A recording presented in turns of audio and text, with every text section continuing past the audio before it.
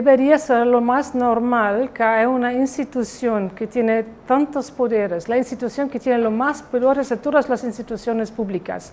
Puede usar la fuerza, puede detener y arrestar a personas, incluso puede matar a personas. Estos poderes hay que controlar.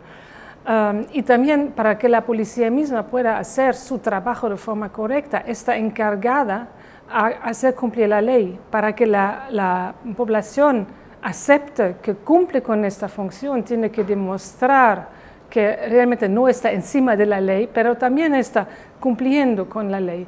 Necesita un mandato claro y fuerte, entonces no tiene que depender de la policía, se puede hacer investigaciones, necesita una base en una ley para que ya no se le puede modificar cuando uno quiere.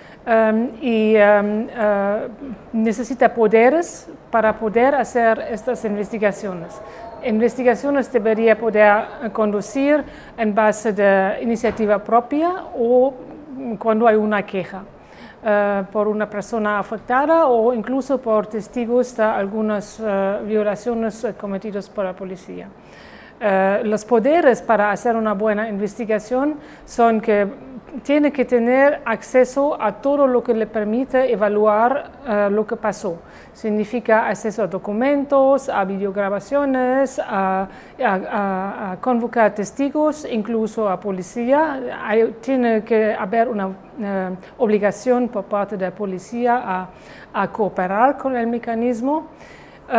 Y para hacer todo eso se requieren recursos. Eso en muchos casos es el más gran problema y que es un indicio fuerte también de la voluntad política a tener un tal mecanismo.